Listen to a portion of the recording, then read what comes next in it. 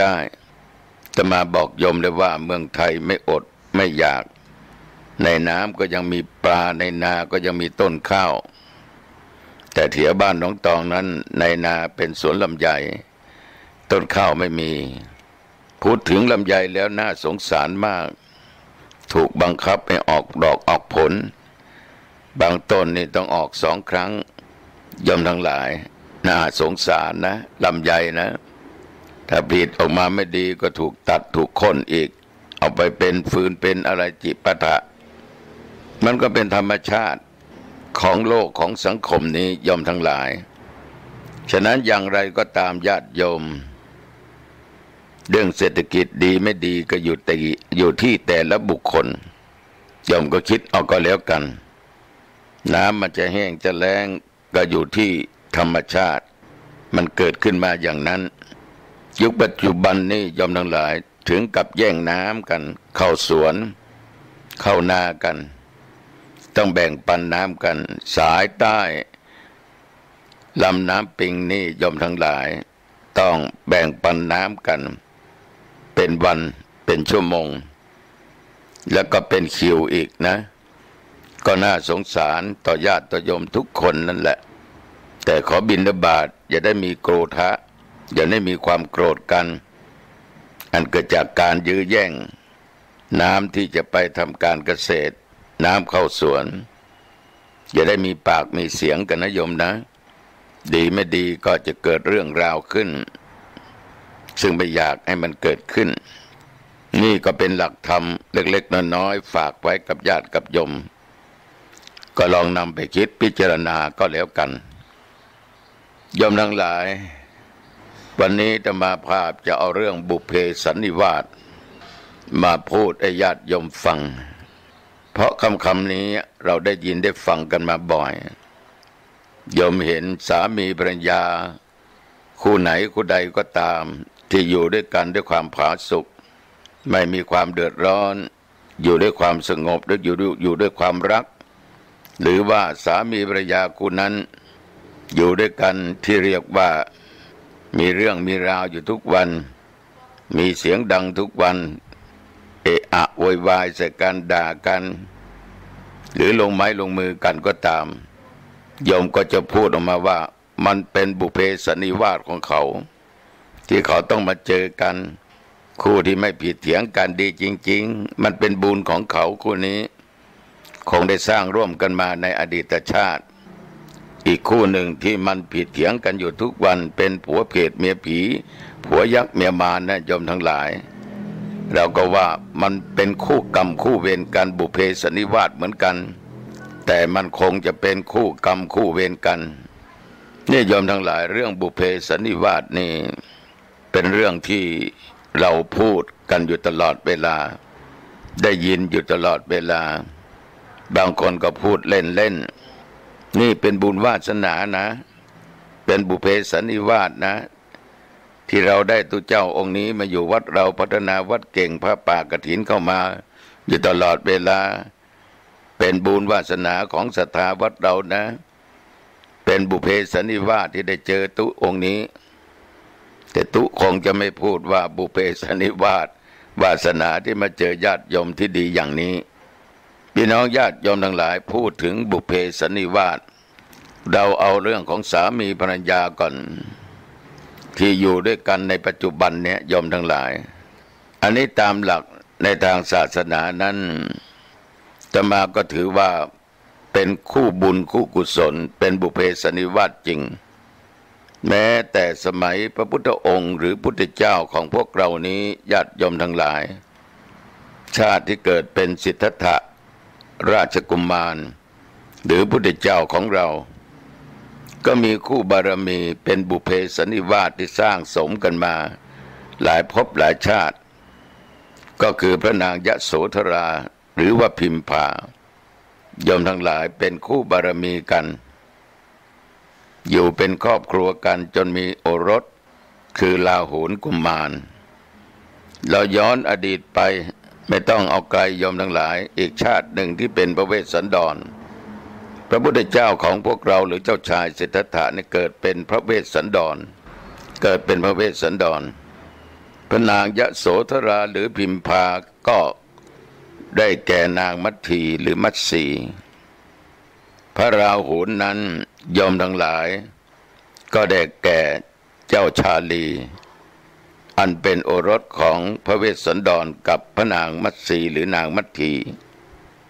ถ้าเราจะมาพูดถึงบิดามารดาของเจ้าชายสิทธัตถะหรือพระพุทธเจ้าของพวกเรานั้นบิดาคือพระเจ้าสุโธทนะมารดาคือพระนางสิริมหามายาก็เป็นคู่บารมีกันมาในอดีตชาติสมัยที่มีโอรสเป็นพระเวสสันดรบิดาของพระเวสสันดรก็คือพระเจ้าสนใจพระเจ้าสนชัยมารดาก็คือพระนางผุดสดียอมทั้งหลายเป็นคู่บารมีคู่สร้างกุศลกันมาทั้งอดีตและปัจจุบันฉะนั้นสามีภรรยานี่ยอมทั้งหลายถ้ายอมอยู่ด้วยกันเกิดมาในชาตินี้อยู่ด้วยกันด้วยความรักด้วยความปรารถนาดีต่อกันด้วยศีลด้วยธรรมแล้วก็แสดงว่าอดีตชาติโยมทั้งหลายนั้นได้สร้างสมมาร่วมกันทำบุญรักษาศีลมีจิตใจอันงดงามมีพรหมวิหารธรรมกลัวบาปแต่สร้างบุญจิตใจตั้งมั่นเจริญสมาธิภาวนามาตลอดฉะนั้นโยมทั้งหลายอดีตโยมได้สร้างบุญสร้างกุศลร่วมกันมาชาตินี้ภพนี้โยมทั้งสองนั้นจึงได้มาเจอกันมาอยู่ด้วยกันทีนี้บางคู่นั้นโยมทั้งหลายเหมือนกัตมาภาพพูดไปเมื่อกี้นี้ว่าบางคู่นั้นเกิดมาเป็นเจ้ากรรมในายเวรกันจริงๆแต่อดีตชาติคงได้สร้างบุญสร้างกุศลร่วมกันแต่มักจะมีความขัดแย้งกันเหมือนคนปัจจุบันเนี่ยมักจะได้ยินจากเขาพูดกันว่าเกิดมาชาติไหนขอเป็นคู่ชีวิตกับเขาขอมาเป็นเจ้ากรรมในายเวรกับเขาขอเป็นผู้ชนะเขาเรียกว่าขอดเวรขอดกรรมไว้แต่บุญกุศลก็สร้างก็เลยมาเป็นคู่กรรมคู่เวรผัวเมียบางคู่นี่ญาติโยมทั้งหลายทำร้ายร่างกายกันเดือดกันด่ากันแช่งกันอยู่ทุกวันแต่ก็อยู่ด้วยกันได้ทีนี้ในหลักในทางศาสนานั้นท่านบอกว่าถ้าเราอยากจะเป็นสามีภรรยาคู่ที่ดีเป็นคู่บารมีคือจะต้องทำอะไรนั้นให้เสมอกัน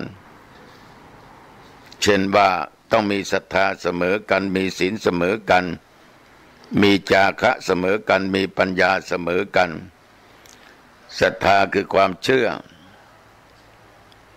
โยมผู้หญิงโยมผู้ชายหลายคู่ที่ไปทำบุญที่วัด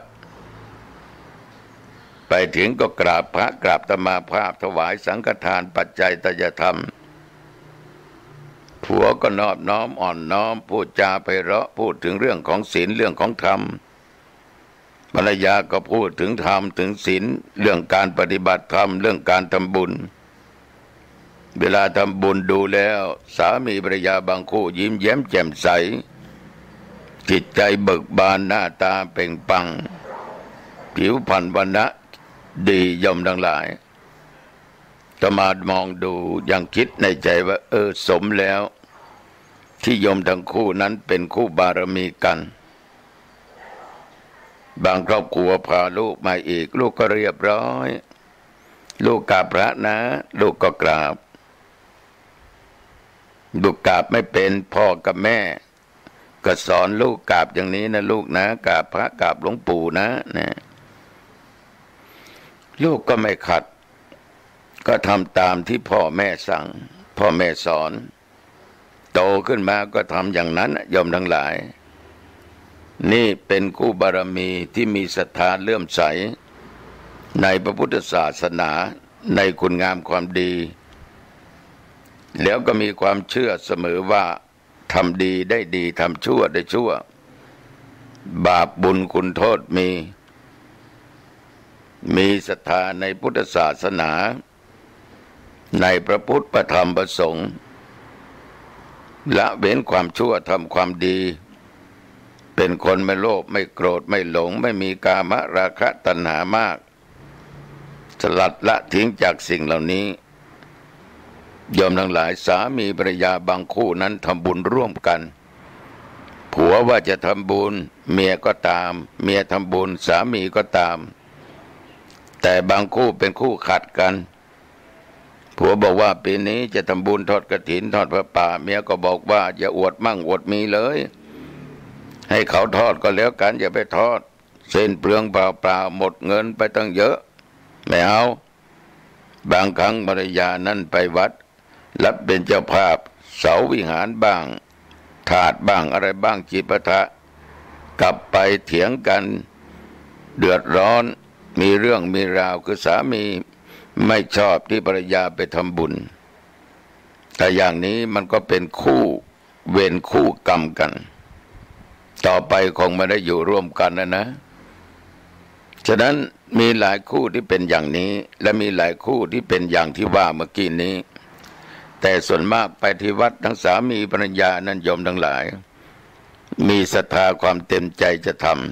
ำมีอีกคู่หนึ่งโยมผู้ชายก็เป็นข้าราชการทำงานในตำแหน่งหน้าที่ดีโยมผู้หญิงก็ทำงานแต่อายุห่างกันพอสมควรผู้หญิงชอบทำบุญผู้ชายก็สนับสนุนวันไหนผู้ชายมาทำบุญโยมผู้หญิงก็สนับสนุนบางครั้งมาทั้งสองคนบางครั้งมาเพียงแต่ภรรยาบางครั้งมาแต่สามีแต่มาก็ถามว่าโยมวันนี้โยมผู้หญิงทำไมไม่มาล่ะอ๋อหลวงพ่อเขาติดมาไม่ได้แต่เขาซื้อของให้บางครั้งโยมผู้หญิงมาแต่มาก็ถามว่าโยมผู้ชายไปไหนโยมเขาติดเขาหลวงพ่อติดประชุมเขาก็ซื้อของให้และฝักตังมาทำบุญกับหลวงพ่อก็เป็นสิ่งที่ดีเพราะศรัทธาและไม่ต้องไปโต้แย้งกันไม่ต้องไปขัดกันระหว่างสามีภรรยาฉะนั้นศรัทธาสาธุชนญาติโยมทั้งหลายเรื่องของสามีภรรยานั้นที่จะเป็นของคู่กันต้องมีศรัทธาเสมอกันและประการสำคัญอีกข้อหนึ่งต้องมีศีลเสมอกันข้อนี้สำคัญยิ่งสามีก็ต้องมีศีลภรรยาก็ต้องมีศีลแต่สามีไม่มีศีลมีแต่เพียงภรรยาก็อยู่ด้วยกันไม่ได้เข้ากันไม่ได้มันก็ต้องห่างจากกันไปสามีมีศีลภรรยาไม่มีก็ยิ่งแย่ฉะนั้นต้องมีศีลเสมอกันสามีรักษาศีลห้าภรรยารักษาศีลห้าหรือภรรยาจะรักษาศีลแปดอุโบสถศีลสามีรักษาศีลห้ามันก็เข้ากันได้อยู่กันได้ฉะนั้นศรัทธาสาธุชนญาติโยมทั้งหลายศีลนี่เป็นสิ่งสำคัญนำให้ครอบครัวอยู่เป็นสุขได้มีความสงบได้เป็นมนุษย์เต็มร้อยถ้าคนมีศีลแล้วโยมทั้งหลายจิตใจก็มีแต่เมตตาธรรมมีแต่อบอ้อมอารีอันจะไปฆ่าใครและฆ่าไม่ได้ฆ่าสัตว์ก็ยังไม่ฆ่าสามีภรรยาบางคนมาทำบุญที่วัดทอดปลามาทำบุญวันนี้โยมซื้อปลาจากไหนมาทำล่ะหลวงพ่อซื้อที่ตลาดเขาจัดการให้เรียบร้อยแสดงว่าไม่ได้ฆ่านะบางคนเอาไก่ทอดมาแกงอ่อมไก่มาวันนี้แกงอ่อมไก่เองเลยทำด้วยฝีมือเลยฆ่าหลวงพ่อเอาไก่ตัวไหนล่ะโยมก็บอกว่าซื้อมาจากตลาดหลวงพ่อไม่ต้องทำแล้วเดี๋ยวนี้ก็ทำให้เรียบร้อยนี่โยมทั้งหลายมีแต่เมตตาธรรม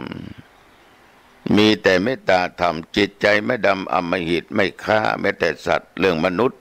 ฆ่ามนุษย์ไม่ต้องถามสามีภรรยาบางคู่นี่มีแต่ความสงสารมีแต่ความเอ็นดูมีกรุณาธรรมอยู่ในจิตในใจเห็นใครตกทุกข์ได้ยากช่วยเหลือไม่ว่าภายในและภายนอก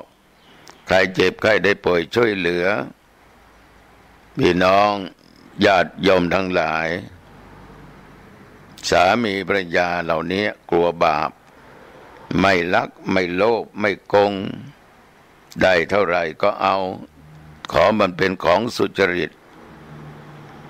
มีสามีภรรยาอีกคู่หนึ่งนี่อาชีพซ่อมรองเท้าแต่มาไปเห็นแล้วก็คู่นี้มีความรักกันมากช่วยกันทำไม่บน่นเอาร่มมากางแดดก็ร้อนดูโยมผู้ชายก็ยิ้มโยมผู้หญิงก็อิ่มเอิบไม่สักกี่วันก็ไปที่วัดนะไม่รู้จักกัน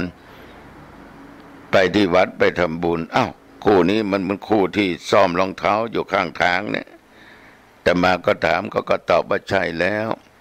โยมประกอบอาชีพนี้มานานไหมเป็นปีๆแล้วหลวงพ่อรังเกียจไหมไม่รังเกียจค่ะเพราะสามีนั้นทำมาก่อนแล้วตั้งแต่เขายังไม่ได้แต่งงานกับหนูโยมผู้หญิงนั้นก็จิตใจงดงามไม่รังเกียจ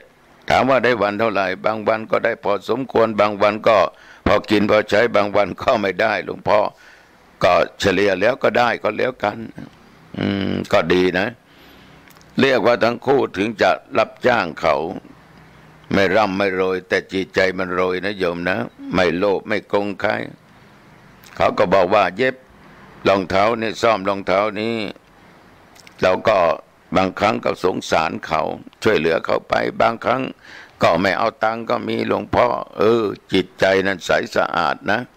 ไม่ละโมบไม่โลภไม่เหมือนคนบางคนโลภถ้าว่าสามีภรรยานี่โยมทั้งหลายมีศีลเกิดมาชาติไหนพบกันนอกจากนั้นไม่นอกใจกันไม่โกหกกันไม่หลอกลวงกันมีสัจจะวาจาต่อกันแล้วเป็นคนที่เรียกว่าช่วยเหลือต่อสังคมต่อบุคคลอื่นเรียกว่ามีจาคะเสมอกันผัวให้ก็เมียให้ผัวบริจาคเมียก็บริจาคไม่ดุไม่ด่าไม่ว่าให้กันพอแม่จะเอาข้าวสารไปบริจาคช่วยเขาไฟไหม้นะน้ำท่วมนะดีแม่ไปเลยแม่เอาพอร่วมด้วยนะแม่มันวันนี้พ่อเนี่ยจะไปสงเคราะห์กับหมู่กับคณะนะช่วยเหลือที่น้ำท่วมนะดีพ่อ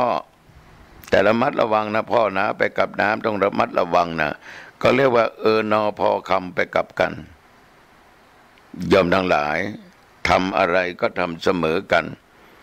และมีความคิดความฉลาดคือมีปัญญาเสมอกันยอมทั้งหลายผัวก็มีปัญญาเมียก็มีปัญญาเป็นนักปฏิบัติธรรมมาด้วยกันปัญญาเป็นของเลิศปัญญาเป็นของอันประเสริฐโยมทั้งหลายสามีภรรยาบางคู่คิดอะไรก็คิดร่วมกันอันไหนไม่ถูกอันไหนผิดไม่ถูกต้องตามทำนองครองธรรมผิดศีลผิดธรรมผิดกฎหมายภรรยาบอกให้สามีสมัยเราไม่ทำเนาะแม่เนาะเราไม่ทำนะพ่อเนาะมันผิดศีลผิดธรรมโดยใช้สติและปัญญาของตัวเองแต่ขอโทษโยมบางคู่นี่โอ้โหโยมทั้งหลายถูกเขาหลอกถูกเขาลวงเพราะปัญญาต่ำมากไม่คิดเอาเหตุไม่คิดเอาผลเหมือนกับการเทศเนี่ยโยมทั้งหลายบางครั้งจะมาเทศเอาความเป็นจริงมาเทศโยมก็บอกว่าไม่สนุกโยมก็บอกว่าไม่อยากฟังบางทีก็รู้ว่าพูดตรงเกินไปก็ไม่อยากฟังก็แปลกดีมนุษย์คนเรานี้ความเป็นจริงนั้นไม่อยากเอาแต่ก็จะเอาความเป็นจริงไม่อยากเอาแต่ก็จะเอาคือสิ่งไหนที่เป็นจริงไปขัดจิตใจของตัวเองไปขัดนิสัยของตัวเองโดยตัวเองเป็นคนมีนิสัยชอบอย่างนั้นชอบอย่างนี้ขี้โกงบ้างขี้โลภบ้างขี้โกหกตอแหลดื่มเหล้าเสพยาตลอดเวลาเราไปพูดไม่ถูกมันเป็นสิทธิของคนจะดื่มยังไงก็ได้จะพูดอะไรก็ได้เราจะมีเมียกี่คนก็ได้มีสามีกี่คนก็ได้มันก็บอกว่าเราพูดไม่ถูกนะเพราะอะไรโยมเพราะเขามีนิสัยอย่างนั้นเหมือนกับนักการบ้านการเมืองนะกฎหมายข้อไหนออกมาเขาก็บอกว่าไม่ถูกนะเพราะมันไม่ถูกใจเขาเคยทำอย่างนั้นโยมทั้งหลายไปขัดใจเขาไปขัดผลประโยชน์เขามันก็บอกว่าไม่ถูกแล้วใครถูกโยมกูถูก มันต้องความคิดของกูเป็นใหญ่กูถูกคนเดียวในโลกนี้คนอื่นจะทำไม่ถูกเด็ดขาดพี่น้องศรัทธาญาติโยมทั้งหลายสามีภรรยานี่ต้องมีปัญญานะมีความรอบรู้เสมอกันมีความรู้มีความคิดความอ่านเสมอกันเกิดมาชาติไหนชาติใดในโยมทั้งหลายถ้าโยมมีศรัทธาเสมอกันมีศีลเสมอกันมีจาคะเสมอกันมีปัญญาเสมอกันภรรยาและสามีทั้งสองคนนั้นย่อมได้พบกันแน่ทั้งในชาติปัจจุบันและพบหน้าได้พบกันแน่นอนญาติโยมทั้งหลายถ้าโยมอยู่ด้วยกันทุกวันนี้อยากจะเจอกันอีกในพบหน้าก็ขอให้มีหลักธรรมะทั้ง4 ข้อนี่นะที่ตุเจ้าได้บอกไอ้โยมไปเมื่อกี้นี้แต่อาตมาเองคิดว่าโยมบางคนเบื่อไม่เอาทุกวันนี้ก็เบื่อแล้วไม่อยากจะมาเป็นสามีมันไม่อยากจะมาเป็นภรรยาของเขาเบื่อเกิดมาชาติไหนจะเจอกันเลย โยมอาจจะคิดอย่างนี้แต่ตุเจ้าเข้าใจว่าโยมคงไม่คิดนะโยมคงไม่คิดอย่างนี้แต่ก็ไม่แน่นะโยมนะอาจจะคิดก็ได้หรือไม่คิดก็ได้ถ้าคิดในทางผิดจิตจะมัวหมองเศร้าหมองนะโยมนะต้องคิดในทางที่ถูกจิตใจจะแจ่มใสสดชื่นไม่มัวหมองไม่เศร้าหมองไม่มีสนิมนะโยมนะขอคิดดีพูดดีทำดีร่วมกันระหว่างสามีภรรยาเกิดมาชาติไหนจะได้เหมือนกับพระเวสสันดรกับพระนางมัทธีเกิดมาอีกชาติก็เป็นเจ้าชายสิทธัตถะเป็นเจ้าหญิงยโสธราหรือพิมพาเอาละญาติโยมทั้งหลายในที่สุดนี้ขอความผาสุกความเจริญไปด้วยอายุวันนะสุขะพละจงบังเกิดมีแก่ญาติแก่โยมทุกท่านทุกคนอายุวันโนสุขังพลังนั่นก็คือพระเดชพระคุณหลวงพ่อประเทศวิสุทธิคุณอดีตที่ปรึกษาเจ้าคณะจังหวัดเชียงใหม่อดีตเจ้าอาวาสวัดบุพารามเมื่อหลวงพ่อมีชีวิตอยู่นั้นโยมทั้งหลายหลวงพ่อนั้นเป็นพระมหาเถระเปี่ยมไปด้วยคุณธรรมมีศีลมีธรรมประจำจิตประจำใจหลวงพ่อมีเมตตาธรรมต่อบุคคลทุกชั้นทุกวรรณะที่เข้าหาหลวงพ่อเห็นใครตกทุกข์ได้ยากลำบากหลวงพ่อจะมีธรรมะกรุณาสงสารคิดช่วยเหลือและช่วยเหลือตลอดมาประเดชพระคุณหลวงพ่อยมมีมุทิตาจิตพระสงฆ์องค์เจ้าใครจะได้ดิบได้ดีมีตำแหน่งหน้าที่สูงขึ้นไปหลวงพ่อมีแต่ความยินดีมักจะพูดเสมอว่ามันน่าบุญของเขาโดยผลบุญที่เขาสร้างมาเขาจึงได้มีวันนี้หลวงพ่อมีแต่จิตใจที่เปี่ยมไปด้วยมุทิตายินดีไม่เคยอิจฉาริษยาใครมีอุเบกขาธรรมอันสูงสุดใครจะว่าใครจะกล่าวหลวงพ่อดีหรือร้ายอย่างใดก็ตามดีก็ไม่คล้อยตามก็เฉยไม่ดีก็เฉยไม่คล้อยตามไม่เก็บนำมาคิดให้มันทุกข์ใจนอกจากนั้นหลวงพ่อนี่ช่วยเหลือคนนี่มามากต่อมากไม่ว่าเป็นพระเป็นเณรเป็นคฤหัสถ์ชาวบ้านโยมทั้งหลายหลวงพ่อห่วงประชาชนมากแล้วหลวงพ่อพูดเสมอว่าถ้าชาวบ้านมีกินมีใช้เราเป็นพระสงฆ์องค์เณรก็มีใช้มีกินยามไหนที่ชาวบ้านไม่มีกินไม่มีใช้ยามนั้นเล่าพระสงฆ์องค์เณรก็อดอยาก โยมทั้งหลายหลวงพ่อสอนอยู่ตลอดเวลาให้ข้อคิดแก่ลูกศิษย์ลูกหาแก่ญาติโยมนี่บางครั้งนะโยมนะมีใครมาทำบุญมีอาหารมีปัจจัยใส่ซองแต่ถ้ามีครอบครัวไหนก็ตามมีคนไหนก็ตามที่เข้ามาหามาขอความเมตตาจากหลวงพ่อซองปัจจัยที่เขาถวายยังไม่ได้แกะดูเลยว่าข้างในมีเท่าไหร่ยกให้หมดเอาไปลูกเอาไปซื้อข้าวซื้อปลากินนะลูกนะนี่ญาติโยมหลวงพ่อท่านมีความเมตตาสูงมีความเมตตาสูงก่อนที่หลวงพ่อจะมรณภาพในเดือนกว่าอาตมาได้เอาสังฆทานปัจจัยไตรยธรรมไปถวายหลวงพ่อถึงที่วัดไปถึงก็กราบหลวงพ่อวันนั้นบุญเยอะเจอหลวงพ่อนั่งเก้าอี้กราบก็ถามหลวงพ่อว่าหลวงพ่อจำผมได้ไหมรู้จักไหมตุอะไรครับก็ตุก็แล้วกันนะอาตมาก็เลยนะโมตัสสะเอาตุหนองตองไอ้นะโมนี่จำชัดเลยว่าเป็นตุเจ้าหนองตองพี่น้องศรัทธาญาติโยมทั้งหลายหลวงพ่อเป็นพระมหาเถระที่ตั้งอยู่ในสมถะธรรมไม่โลภไม่หลงไม่อิจฉาริษยาไม่ดุนดิ้นรนไม่เสาะหาใดๆทั้งสิ้นนี่คือ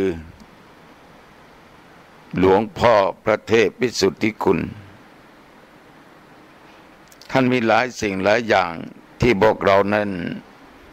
ทำไม่ได้เหมือนกับท่านหลวงพ่อเป็นพระอริยสงฆ์ที่สูงสุดโยมทั้งหลายอาตมาเคยประกาศทางสถานีวิทยุต่างๆว่าใครจะไปกราบพระมหาเถระได้บุญเชียงใหม่เราก็มีพระเดชพระคุณหลวงพ่อพระเทพวิสุทธิคุณองค์หนึ่งแล้วมีหลวงปู่ทองพระธรรมมังคลาจารย์และครูบาอาจารย์อีกหลายรูปหลายองค์บอกให้โยมบ่อยเคารพนอบน้อมสักการะบูชาในศีลในธรรมกรรมฐานของพระเดชพระคุณหลวงพ่อที่ได้ปฏิบัติมาด้วยดีตลอดรายการธรรมะโยมทั้งหลายหลวงพ่อก็ให้การสนับสนุนไม่ว่ารายการองค์ไหนองค์ใดอาตมภาพหลวงพ่อก็ให้การสนับสนุนคำว่าการสนับสนุนก็คือให้กำลังใจ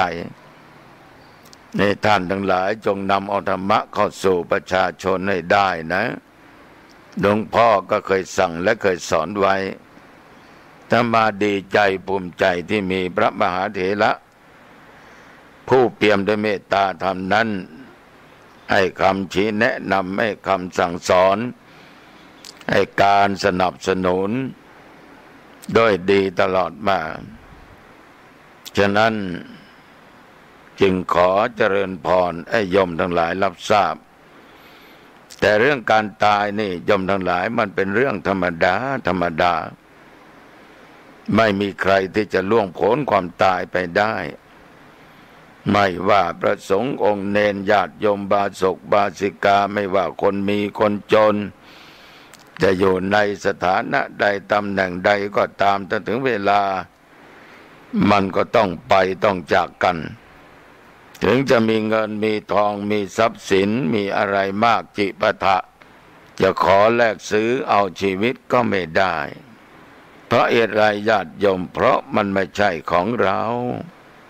มันไม่เป็นอัตตามันเป็นอนัตตาฉะนั้นญาติโยมทั้งหลายเรื่องเหล่านี้สิ่งเหล่านี้เป็นสิ่งธรรมดาธรรมชาติที่ต้องเกิดขึ้น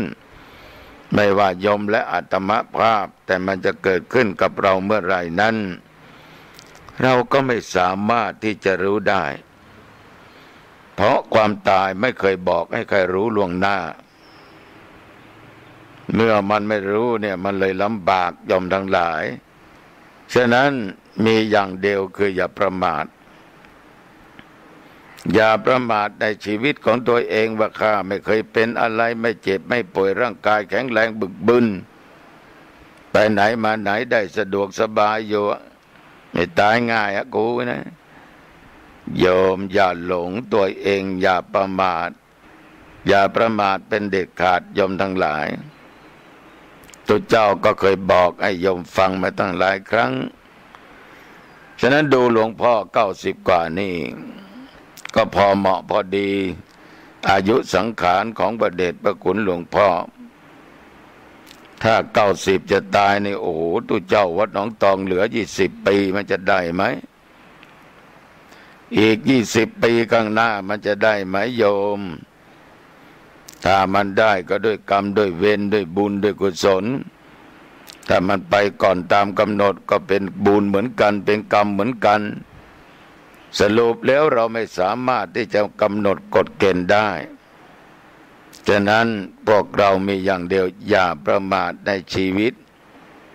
ให้รีบทำแต่คุณงามความดีมีการให้ทานรักษาศีลเจริญเมตตาภาวนาอย่าได้ขาดนะโยมนะอย่าได้ขาดเมื่อถึงเวลาทำอะไรก็ต้องทำอย่าผัดวันประกันพรุ่งนี่โยมทั้งหลายสงกรานต์ก็ใกล้เข้ามาทุกขณะใกล้เข้ามาแล้วญาติโยมบางท่านบางคนก็ตั้งเป้าว่าปีนี้ต้องไปเที่ยวจังหวัดนั้นไปเที่ยวสถานที่นั้นที่นี้บางท่านบางคนไปทำงานต่างจังหวัดก็มาพบญาติกันเสียทีเพราะมันมีวันพบญาติอยู่แล้วโยมทั้งหลายตั้งเป้าจะไปไหนตุก็ขอเตือนด้วยความหวังดีว่าต้องมีสติควบคุมในด้านจิตใจต้องตั้งมั่นไม่หวั่นไหวเวลาขับรถขับราไปเหนือใต้ตกออกต้องระวังไอ้บางทีนี่โยมทั้งหลายเราระวังดีอยู่แล้วนะมันก็มีอีกพวกหนึ่งจำพวกหนึ่งมันไม่ระวังก็โยมคงจะเคยได้ยินได้ฟังบ่อยครั้งรถนี่ข้ามเกาะถนนมาตกใส่รถหรือมาชนมาทำให้เสียหลักเกิดอุบัติเหตุขึ้นเจ็บตายไปก็เยอะเราระวังแต่เขาไม่ระวังแต่เราก็ขาดความระแวงแข็งใจไปว่ามันจะมีเหตุการณ์อะไรเกิดขึ้นโยมเป็นผู้มีสตินี้จะระลึกได้อยู่เสมอฉะนั้นศรัทธาสาธุชนญาติโยมทั้งหลายโยมจะไปที่ไหนก็ตามจะขับรถขับราไปเองหรือบุคคลขับก็ตามเราก็ต้องเตือนสติกันบ่อยๆว่าต้องระมัดระวังนะคนมันเยอะบางทีเขาขี่รถสวนมาเราก็หลบแต่ว่าบางครั้งหลบก็ไม่ปลอดภัยเจอเสาไฟฟ้าเจอต้นไม้เจอโน่นเจอนี่เสียข้าวเสียของโยมทั้งหลายเสียโอกาสเสียเวลาอีกต้องเจ็บต้องป่วยต้องตายอีกฉะนั้นเราจะต้องดูว่ามันจะมีอะไรเกิดขึ้นเลี้ยงสรรเลี้ยงอาคนอื่นได้เพื่อนฝูงได้อย่าลืมเลี้ยงพ่อเลี้ยงแม่นะลูกนะอย่าลืมลดน้ำดำหัวพ่อแม่นะแม่เป็นผู้ให้กำเนิดพ่อเป็นผู้ให้ชีวิตท่านเบ่งเราออกมานี่โอ้โหเอาชีวิตเกือบไม่รอดเอาเรานอนตักอาบน้ำป้อนข้าวอะไรจิปาถะเปลี่ยนผ้าเปลี่ยนอะไรคอยดูแลรักษาเรามาตลอดฉะนั้นไม่มีใครจะมาเทียบกับพ่อกับแม่ พ่อแม่นี่จึงเป็นพระอรหันต์ของลูกเป็นพระในบ้านฉะนั้นก่อนที่จะไปทำบุญถวายขันเข้าที่วัดอย่าลืมด่าไว้อีก1 ขันถวายที่บ้านของตัวเองให้แก่พระในบ้านยอมทั้งหลายก็ไปกราบตักพ่อแม่เสียนะเป็นมงคลอย่างยิ่งมันแปลกคนเรานี่คนอื่นไหว้ได้กราบได้แต่กับพ่อแม่บางคนนี่มันไม่ไหว้มันไม่กราบหรือมันคงจะเคยชินมาอย่างนั้นโยมทั้งหลายตมาขอเมตตาโยมนะก็ไปกราบพ่อกราบแม่เสียนะมันจะเป็นมงคลต่อชีวิตมันไม่มีใครหลอกโยมที่จะรักเราเท่ากับพ่อเท่ากับแม่ท่านทั้งสองรักเรามากรักจริงๆรักแบบบริสุทธิ์ไม่มีอะไรแอบแฝงใดๆทั้งสิ้นรักจากสามีภรรยายังไม่แน่ไม่นอนเหมือนโยมเป็นพ่อคนแม่คนเนี่ยโยมรักลูกขนาดไหนเราเป็นลูกก็พึงสำเนียกว่าพ่อแม่ก็รักเราขนาดนั้นมีทั้งความห่วงความอาลัยโยมทั้งหลายรู้ว่าลูกไปเที่ยวปีใหม่ปีนี้มืดค่ำไม่เข้าบ้านแม่นั่งไม่เป็นสุขเดินไม่เป็นสุขยืนไม่เป็นสุขจะทานอะไรอะไรก็ไม่เป็นสุขเพราะจิตใจจดจ่ออยู่ที่ลูกนี่กี่โมงแล้วพ่อมัน6:30 7 โมงเอาลูกเราทำไมไม่กลับเดี๋ยวมีข่าวประกาศว่ามีรถประสบอุบัติเหตุตกลงคันคลองตกลงข้างทางแม่ใจสั่นหวั่นไหวกลัวจะเป็นลูกของตัวเองเพราะอะไรโยมเพราะความห่วงความหานี่โยมทั้งหลายทำให้ท่านทั้งสองเป็นทุกข์มากฉะนั้นก็จึงพูดได้เต็มปากว่ารักอันบริสุทธิ์รักอันยอดไม่มีรักใดจะมาเทียบได้คือรักของบิดามารดาที่มีกับลูกกับเต้าท่านทั้งหลายที่เป็นพ่อคนแม่คนเนี่ยคงจะรู้ว่าโยมมีความห่วงใยต่อลูกเต้าของโยมขนาดไหนพ่อแม่ของโยมก็ห่วงโยมขนาดนั้นฉะนั้นถึงวันปีใหม่มาแล้วเราจะมีอะไรมาฝากท่านล่ะนอกจากอาหารการกินมากราบมาไหว้ขอพรขอสิ่งที่ประเสริฐบังเกิดกับตัวเองถ้าเรามีปัจจัยโยมทั้งหลายซื้ออาหารมาฝากซื้อผ้ามาฝากซื้ออะไรที่แม่มันชอบพ่อมันชอบมาฝากท่านก็จะดีอกดีใจในชีวิตของท่านนั้นจะมีแต่ความสุขเพราะลูกนั้นมีของมาฝากให้นี่ฝากกับลูกทั้งหลายนะก่อนจะหลับก่อนจะนอนเอายอมทั้งหลายพูดมากินเวลาเยอะก่อนจะนอนปิดประตูหน้าต่างประตูบ้านดับฟืนดับไฟปิดไฟปิดอะไรเสียของใดที่สำคัญโยมก็เก็บไว้ดีๆหน่อยนะไหว้พระสวดมนต์อรหังสัมมาสวากขาโตสุปฏิปันโนไหว้นึกถึงพระคุณของพ่อพระคุณของแม่อุปัชฌยะครูอาจารย์ท่านทั้งหลายที่มีพระคุณนั้นโยมต้องกราบโยมต้องไหว้ก่อนหลับก่อนนอนกันนี้และโยมจะหลับฝันดีตลอดนะตื่นเช้ามาโยมก็จะมีความสุขวันนี้เวลาหมดลงนะโยมนะอายุวันโนสุขังพลังเจริญพรพ่อกับแม่มองถึงกฎเป็นสิ่งสำคัญโยมไม่ถูกจับหรือมานี่ผมไม่ดื่มเหล้าดื่มเบียร์หลวงพ่อไม่เปียกด้วยผมไม่ชอบลูกไปเที่ยวถูกจับแต่พ่อกับแม่เข้าวัด วิถีชีวิตของคนเรานี่โยมทั้งหลายถึงจะเป็นลูกพ่อแม่เดียวกันมันก็มีนิสัยแตกต่างกันเยอะก็มีไม้เล่มเดียวยังต่างป้องพี่น้องมารดาเดียวกันก็ย่อมต่างนิสัยไม่เหมือนกันแล้วโยมทุกคนที่กำลังฟังนี้อาตมาได้บอกไปแล้วว่าส่วนมากไปวัดโยมทั้งหลายไปวัดกันแต่บางครั้งนั้นการเดินทางเราอาจจะขาดสติตั้งในความประมาทถึงแก่ชีวิตไปก็มีแต่บางท่านนั้นมีสติไม่ประมาทดันไปเจอรถคันอื่นมาชนเหมือนเป็นข่าวคราวอยู่5 คนพ่อแม่ลูกไปทำบุญ9 วัดจะกลับแล้วไปทั้ง9 วัดนะได้ไหว้พระสวดมนต์ได้ทำบุญสุนทานแต่ยังมาเกิดอุบัติเหตุเพราะรถคนอื่นที่ขับนั้นนะโยมทั้งหลายมันประมาทขาดสติก็มาชนเอารถของคุณโยมท่านเหล่านี้เสียชีวิตไปญาติโยมก็อาจจะโต้แย้งขึ้นมาว่าไปทำบุญทั้ง9 วัดแล้วทำไมยังไปประสบอุบัติเหตุยังเจ็บยังตายกันอยู่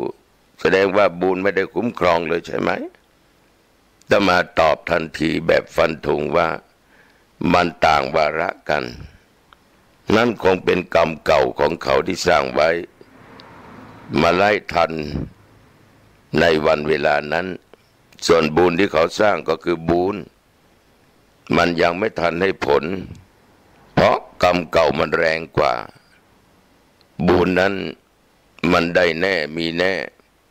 และเชื่อแน่ว่าคนที่ตั้งใจทำบุญทั้ง9 วัดนั้นเวลาดับจิตก็คงไปสู่สุคตินะแต่อย่างไรก็ตามมันเป็นความคิดของแต่ละท่านแต่ละคนที่วัดปีนี้ก็มีเยอะทำบุญ9 วัด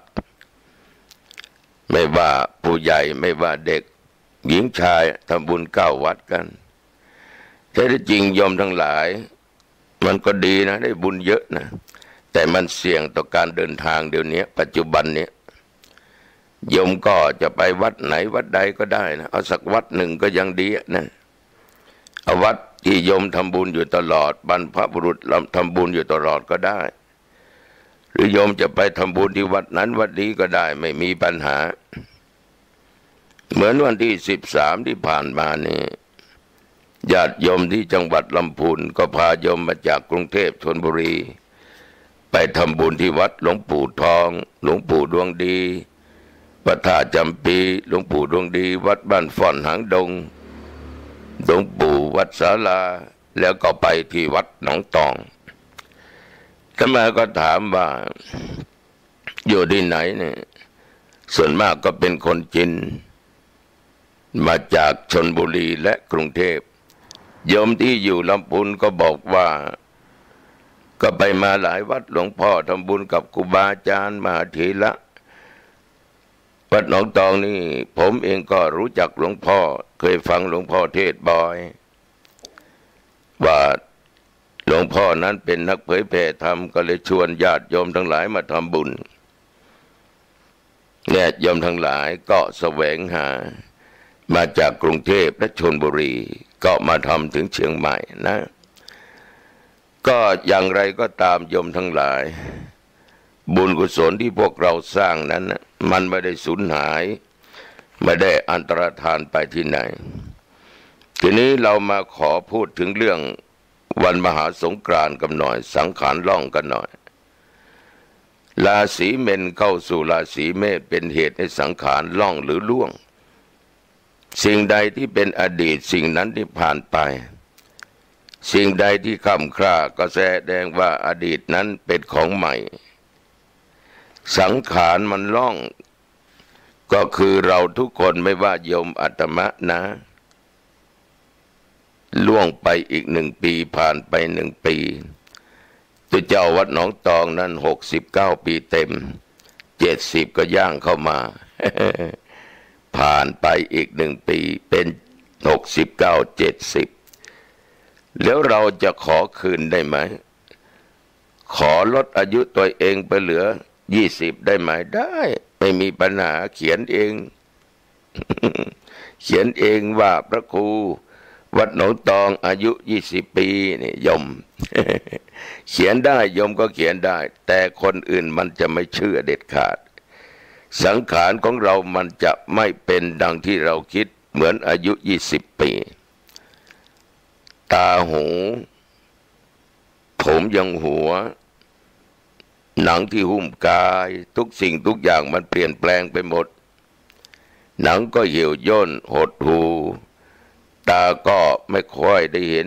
อะไรชัดเจนเหมือนแต่เก่าโยมทั้งหลายร่างกายก็เปลี่ยนแปลงไปเขี้ยวในปากก็หลุดหล่อนผมที่มีอยู่บนหัวนั้นจากดำก็กลายเป็นผมขาวผมงอกแล้วเราจะไปบอกว่าอย่าขาวนะอย่าหลุดอย่าหล่อนถอนออกมานะมันไม่ได้เพราะทุกสิ่งทุกอย่างนั้นโยมทั้งหลายมันเป็นไปตามสภาวะ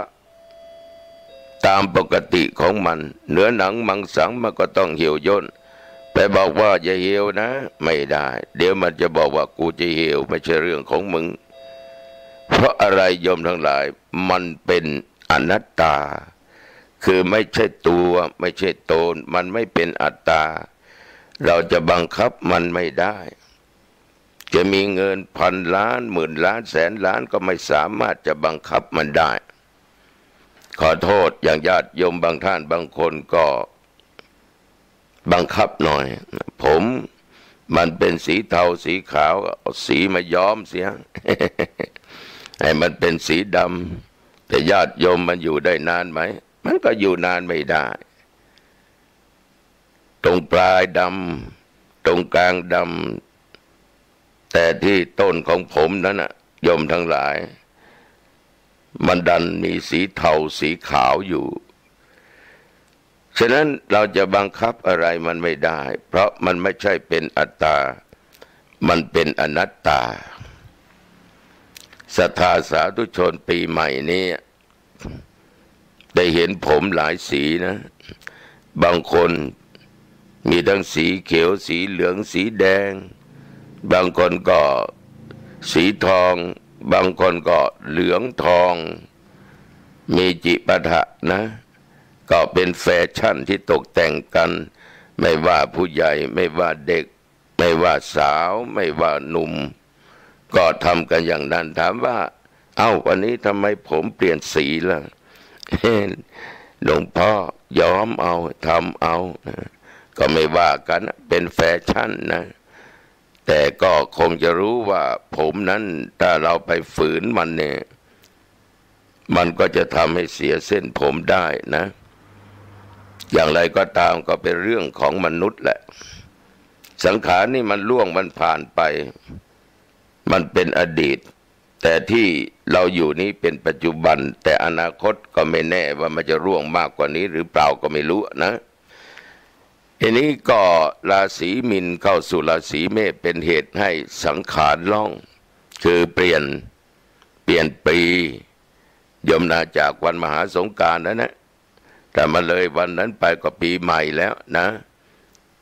อย่างเหมือนกับพุทธศักราชใหม่คือพศ1 มกราก็เปลี่ยนเป็นพศใหม่ไปและทีนี้ญาติโยมทั้งหลายในวันมหาสงกรานต์ปีนี้ก็วันที่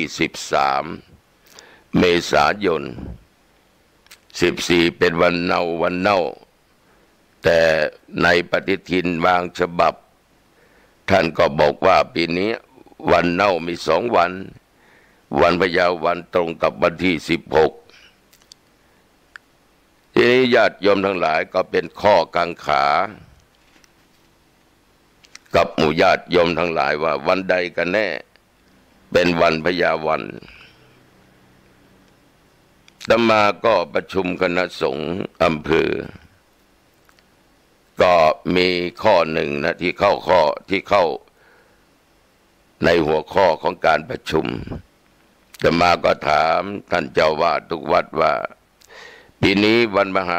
วันพญาวันนะจะเอาวันไหน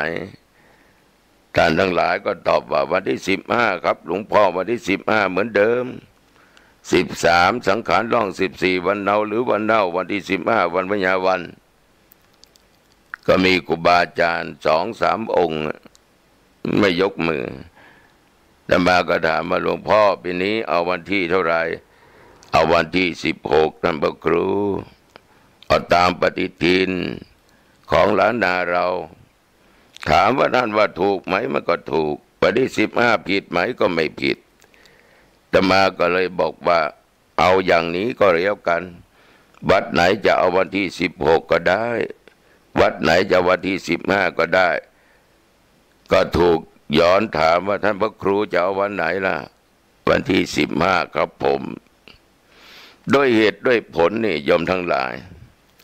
คือวันไหนมันก็ดีถ้าเราทำดีพูดดีคิดดีมันดีทั้งนั้นแต่วันไหนก็ตามโยมทั้งหลายที่เราทำไม่ดีพูดไม่ดีคิดไม่ดีมันก็ไม่ดี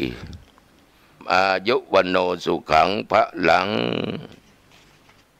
สัพพิติโยวิวัจจันตุสัพพะโลกโกวินัสตุมาเตภวะตวนตรโยสุขีติกายุโกภวะอภิวาตานะสีลิสานิจังวุตาปัจจายโนจตารโรธรรมาวัฏทันติอายุวันโนสุขังพลังเจริญพร